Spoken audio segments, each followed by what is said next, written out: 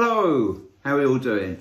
Right, first of all, I want to say many thanks to you for looking in, and many thanks to all of those people who've been making comments and with these videos. I'm really grateful, and I'm really grateful for all the people who've been buying my book, You the Sentencer. The sale's going quite well, and I'm really grateful for all these lovely reviews I've been getting.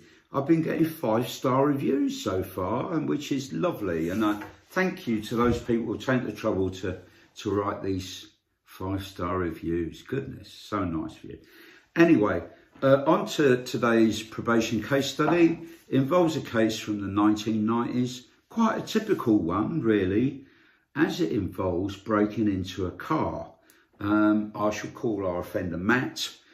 He's 18 years old. He and another broke into a car. Some people saw him. It was about 11 o'clock in the morning on a residential street, and one of the people knew him and pointed him out to the police. They went and arrested him, and he refused to give the name of his co-defendant. From inside the car, they stole some building materials worth about £30, for which he sold for £10 only. Of course, like I've said before, people who receive stolen goods in the eyes of the law are just as guilty as those who commit the offence of breaking in and stealing. So, very annoying offence, and it was quite rife in the 1990s. There were lots and lots of people breaking into cars, often to steal the car radio stereo CD players. Also, a lot of people were just simply breaking into cars, taking them for a spin, and then dumping them in a nearby street or whatever. And that was called joyriding. So, according to the court, the Crown Prosecution Service, Mr. Taylor had only one previous conviction, and that was for possession of cannabis. But this was in fact incorrect, because according to probation records and to the defendant, he had 2 previous convictions. He had another conviction at another court, and it had never been entered on his record of previous convictions, and it was for another possession of cannabis offence.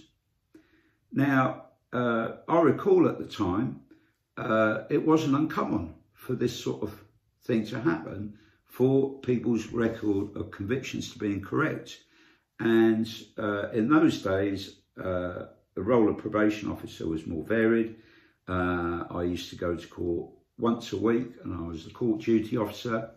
And I remember when I was on court duty, having to advise the court that, you know, somebody stood up and said, Mr. So-and-so has no previous convictions.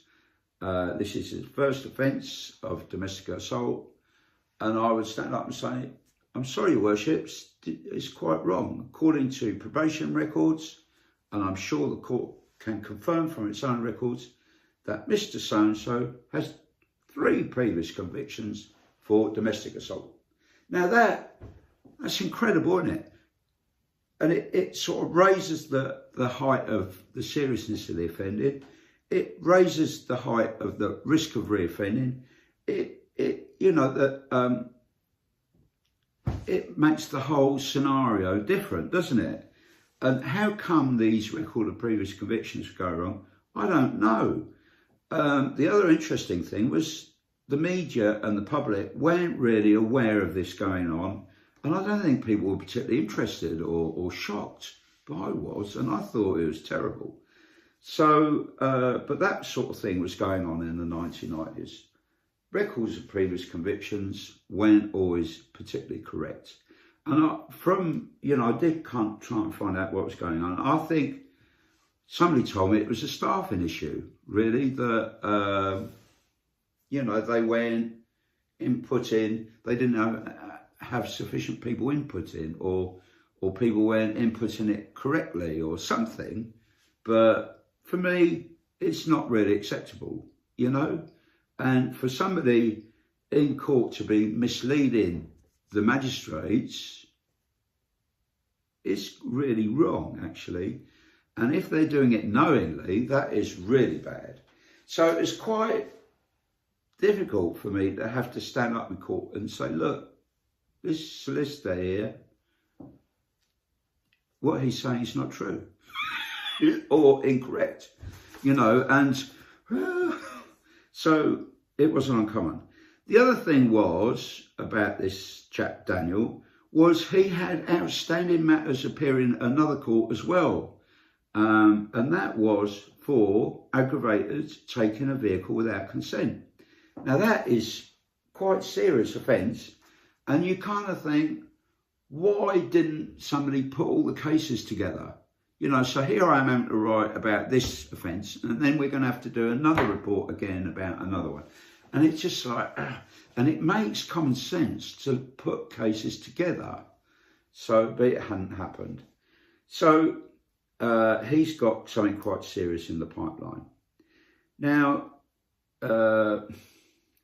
his background, what stands out was he was expelled from school aged 13 and didn't go to any sort of other establishment or educational establishment. According to him and his family, he went straight into work, age 13. That doesn't sound quite right, does it? But it doesn't sound legit to me. But anyway, apparently, age 13, he started work. And he started work in a garage. And he loved it. Loved motor cars. And age 14, 15, he started doing an MVQ1 in mechanical engineering 1 day a week from the garage. And was happy as Larry. And was doing quite well. Wasn't getting into any trouble. His behaviour was good. He commenced his MVQ level 2. And sadly, he starts developing very, very serious dermatitis on his hands. Apparently, I don't know whether it's all that grease or having to wash the grease off with a strong detergent, but something was contributing to him having really bad dermatitis. Why didn't he wear gloves or something? I don't know. But anyway, according to him, he had to stop work, and he started associating with wrong-uns on his estate, bad influences. They were going out drinking, using cannabis, all that kind of thing.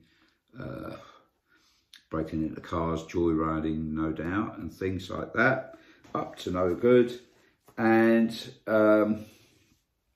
but, interestingly, following this offence, breaking into a car and the aggravated taking a vehicle without consent, his parents, his family really kind of rallied around, and it kind of shocked him. And according to him, he stopped drinking altogether, because before that he'd been binge drinking, stopped drinking altogether, stopped using cannabis, and he don't associate with these terrible people anymore, these bad influences, according to him. And his family helped him get a job with an uncle, doing landscape gardening. And, you know, he's now knuckling under and doing landscape gardening and all that kind of thing. So, for me, he seems quite motivated not to reoffend. He, according to the court, what they got in front of him, he's only got 1 previous conviction, but actually he's got 2. And the worrying factor is he's got some more offences in the pipeline. But in this case, I felt, because he seems motivated to stay out of trouble and got a job, I proposed that I kind of said, well, low risk of reoffending. And in view of that, I don't think a probation order probation supervision is worthwhile in this case. And I proposed that he do a medium-term community service order. Now, something I did discuss with him during the interview was I was concerned that he didn't really have a good understanding of how victims feel of, you know, following this sort of offence. And, you know, I've been a victim of this sort of offence myself. And, you know, it's upsetting to have your car broken into. And I don't think he fully appreciated that. And also, he didn't really understand. He just said, oh, well, the insurance paid for that. But actually, you know, these offences push up the whole cost of insurance. And it's a real nuisance factor, because you might have to take time off work to sort your car out. It's upsetting. I mean, well, when it happened to me, I had my car broken into. It was rife during the 1990s. It was happening a lot. I've had it a couple of times, actually. I had a car stereo thing stolen from me, and then another time somebody broke in because I left my briefcase on the passenger seat, and somebody broke in and stole that. And that really worried me, because there was nothing of value in there, but I had important personal documents in there. But luckily, these were left in the briefcase, and they dumped it in a neighbouring flat from where I lived nearby. So I was grateful for that. But anyway, interesting though, isn't it, how crimes change? So anyway, he got to do his community service, and I can't recall what happened to him after that, all the other offences. But that's a snapshot from my records, how I dealt with this case. And yeah, times change. The big change, the other factor is, of course, is back in the 1990s, people were being prosecuted for possession of cannabis, and I wonder if that's being let go these days. And I wonder if you know, people's previous records of previous convictions are always correct, because they weren't in the 1990s, and I hope that's improved. And it's a good thing, actually, that all this car crime stopped, mainly because it's made much more difficult. You can't really steal the car stereos anymore, and it's much harder to break into cars, which is quite a learning point, I think, regards crime. And I think, you know, that kind of thing needs to be adopted now to all this internet fraud that's going on. It needs to be made much more difficult to happen, doesn't it? Anyway, thank you very much for looking in on this video. And thank you to all of those who've been buying my book. I'm really grateful to you. And thank you for all those lovely 5-star reviews, and for your interesting comments to these YouTubes. Have a lovely day now. Bye-bye.